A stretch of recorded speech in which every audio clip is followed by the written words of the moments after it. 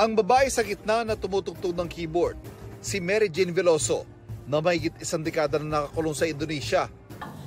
Sa pahayag na binasa ng prison warden, kasabay ng pasasalamat sa mga tumutulong sa kanya, sinabi ni Mary Jane na masayang-masaya siyang makakauwi na siya sa Pilipinas at makakasama ang kanyang pamilya. Wala ang pagsidla ng tuwa ng pamilya ni Mary Jane. Mary Jane, anak, ito na yung kwarto mo. Oh.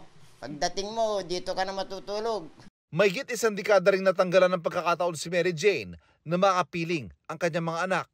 Si Darren, 2 taong gulang pa lang nung mag-abroad ang kanyang ina. Naiinggit po, minsan naiinggit po ako. Iniisip ko pa kung si mama po kayo andun, kasama ko si mama. Mahirap po dahil po minsan binubuli pa po ako sa school.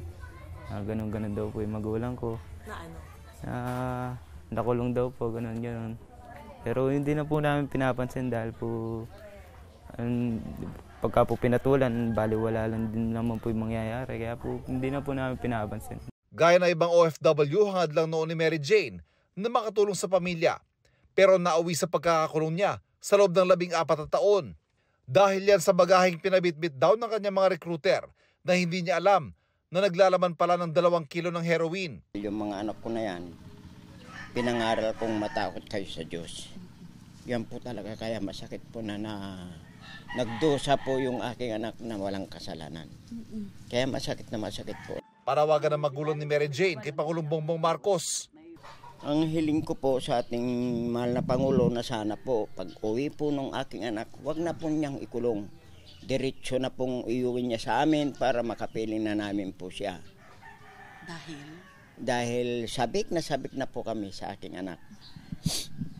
Talagang gusto ko na pong maakap talaga ng mahigpit. Sa tagal po na nagdusa siya sa Indonesia, sana po naman diretso na po na iuwi nila yung aking anak dito. Sabi mismo ng gobyerno ng Indonesia, oras na makabalik sa bansa si Mary Jane, nasa kapangyarihan na ng Pangulo na bigyan siya ng pardon, lalo't walang death penalty sa Pilipinas. Natanong kaugnay nito ang Pangulo nang dumalo siya sa groundbreaking ng isang solar farm sa Nueva Ecija. We will see. Hindi pa maliwanag kung ano ba talaga how this is the first time this has happened. So that everything is on the table. Ang malinaw sa ngayon, ayon sa Pangulo, ligtas na si Veloso sa parusang bitay dahil napababa na raw ang kanyang sentensya sa habang buhay na pagkakakulong. We have been working on this for all the previous presidents, hindi lang ako. 10 years na ito 10 years na ito. Pero ang nagawa natin, napakommute natin ang sentensya niya from death sentence to life imprisonment. Gayunman, sabi ng abogado ni Veloso, commutation is binababaan, no? Binabawasan, reduce yung naipataw na. Paano mo i-reduce ang death penalty?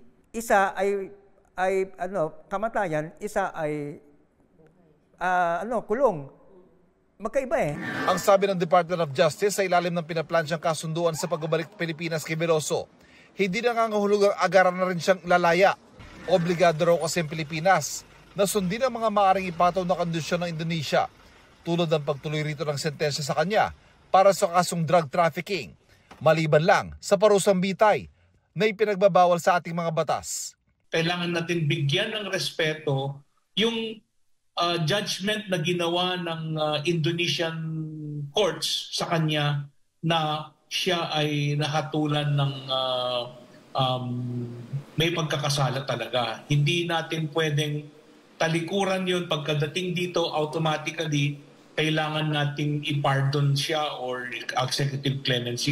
Pero gita abogado ni Veloso, wala nang kapangyarihan ng Indonesia kay Veloso. Oras na maibalik siya dito. Yung kaso ni Mary Jane in Indonesia, tapos na, legally.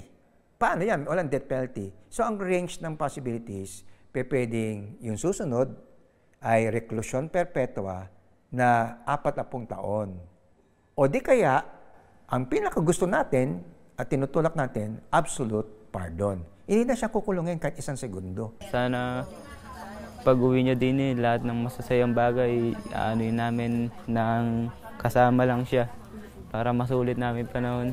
Mabawi man lang namin yung panahon na nawala siya. Para sa GMA Integrated News, ako si Ivan Mayrina, ang inyong saksi.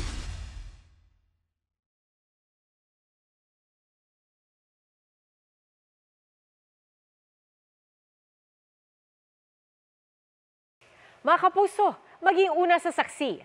Mag-subscribe sa GMA Integrated News sa YouTube para sa iba't ibang balita.